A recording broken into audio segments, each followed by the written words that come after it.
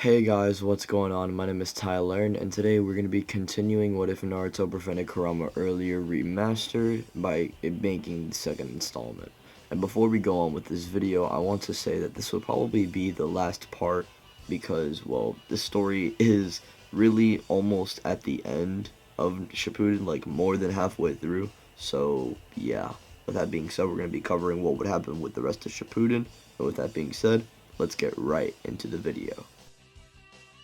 Alright, we start our story where we last left off, which was with Naruto completely obliterating the Chibaku Tensei out of his way and then combating Pain face to face in his new form KCM2. And with Naruto's new form here, he would be way faster and way stronger than ever before, meaning whatever Pain throws at him, it's nothing that Naruto can't handle, and he would be able to finally make Biju bombs, which would then lead into Naruto trying to blindside Pain, which would actually work here due to Pain being fatigued. Naruto would shoot a mini Biju bomb that would KO Pain, which would then lead into Naruto de-transforming out of KCM2 and basically doing the whole thing as he did in canon with Sage Mode and the Chakra Rod, basically finding Nagato and Konan and Takuno Jutsuing. This basically means anyone in the Pain Assault that has been killed by Pain or was, just dead in Konoha, they are now back. Which basically means Kakashi's back and Kakashi and Sasuke could finally have a talk about what had happened. It's like a weird little trope in this What If, that Sasuke and Kakashi always have to have a talk about something. But anyways, the big thing about Sasuke and Kakashi's conversation would be that Sasuke had no idea what had happened. Maybe it had something to do with Itachi poking his forehead and then basically like triggering some type of jutsu within him, which is something that Kakashi could honestly believe, but he doesn't know what had happened. All he knows is that Sasuke didn't mean to do it intentionally, so he forgives him. Naruto would thank Hinata for saving his life because without her, he would be dead right now. And honestly, Naruto doesn't know where to go with that whole, I love you thing. And Hinata would understand Naruto, but before she walks away, Naruto would then say to Hinata that maybe they can catch up on some ramen later. Man's Naruto got game! Anyways, Hinata would then accept, and obviously, while the village is being rebuilt, they would probably, hook up and connect with each other over ramen. Not like, like a thing in common is that they like ramen. Not literally, like I mean they're gonna talk while eating ramen, yeah. But anyways, guys, we would then move on to the 5 Kage Summit, which would still happen. What? What do you mean? Because Taka fought Killer Bee, so how is that gonna happen when Taka doesn't exist? Well, I'll say that Kisame is actually sent out to do the job. And I think based off the original fight that Killer Bee and Kisame had, Kisame would defeat Killer Bee in the end, and this time Killer Bee won't be escaping or, getting away. So Kisame would actually kill Killer Bee a lot early on, which would force the Raikage to call a 5 Kage Summit and attack the Mist. Obviously attack the Mist in a sense where, they're at the 5 Kage Summit and they're going to be arguing, so that's what he means. Anyways, for the 5 Kage Summit, due to Tsunade being in a coma, Danzo would then be decided as Hokage, which would then lead into Obito declaring the 4th Great Ninja War and killing Danzo. Now, after this, I believe we would then get into the 4th Great Ninja War, which I'm going to say here wouldn't happen, because Naruto wouldn't even be at that specific location in the first place, and Kisame would never be in that position to where he would need to kill himself. So Kisame survives, along with Yamato not being boomed by Kabuto. But this is also a bad thing, which means the Reanimation Army isn't going to be happening here, due to Kabuto never able to get the opportunity to actually, snatch Yamato.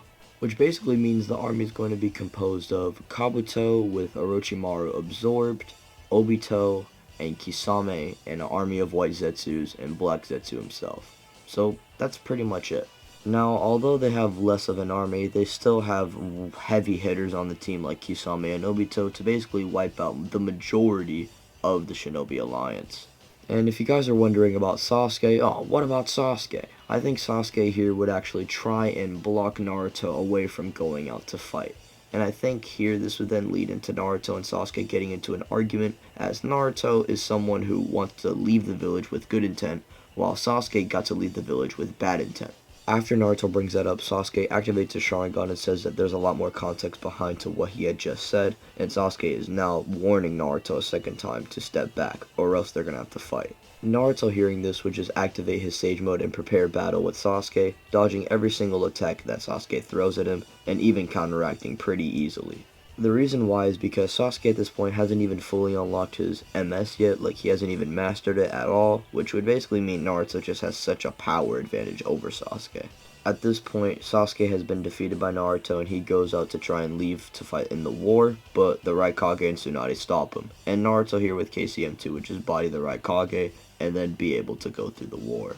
Naruto here summons KCM2 clones around the map to body White Zetsu and not even reanimated soldiers, which means Naruto is just going to be stomping most of the army. And I think here Kisame would even be defeated by Naruto, and if it's not going to be Naruto Shadow Clone, it's definitely going to be my guy in the 7th gate, because I feel like them scrapping is just a must to have. Maybe you can have Kisame with Samehara actually being able to do some more damage over 7th gate guy, leading into the Raikage stepping in because he wants to get vengeance for his brother. That could be a good interesting fight, but if they won't be enough, then KCM2 Naruto will. As for Kabuto, we could have Sasuke trying to fight Kabuto, but KCM2 Naruto's clone coming in, being able to actually help Sasuke defeat Kabuto. And then really the only big threats are Black Zetsu and Obito. Or just Obito because Black Zetsu's kind of fodder. This would then inevitably lead into Naruto versus Obito, which at the start Naruto's actually able to hold his own relatively well, but obviously with Kamui and the Rinnegan being combined, it's obviously going to give Naruto a hard time. But mostly Kamui because the Rinnegan he can easily counter with his Sage mode. And speaking of this, I feel like Naruto during the Obito fight would actually question Obito as to why, or Otobi at this point, but he would question Totobi as to why he isn't using his Rinnegan. And when he figures out why, Naruto would then remember the counter, Sage mode. The thing is, the power that it gives off and the reaction speed and just overall the ability is really useful, but he can only access his KCM2 form at the moment. But he then thinks to himself, what if he can combine both? At this point, Obito sees Naruto kind of hesitating and not really thinking about the fight, which would then lead into Obito trying to off-guard Naruto, but in the nick of time, Guy, Kakashi, and Sasuke all at once intervene and actually save Naruto. Sasuke here would actually be able to use his Amaterasu, and he would tell them they just need to pinpoint exactly when is he not going to be phasing, and Sasuke can burn him alive.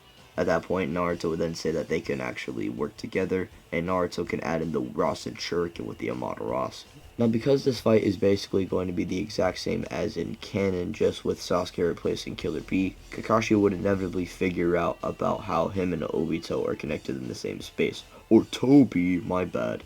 But yeah, they would be connected to the same space, leading into Sasuke and Naruto being able to tag Tobi with not only an Amaterasu, but also a Rasengan to the face. He didn't want to use a Rasen Shuriken as it was kind of too risky, and Naruto was in the heat of the moment.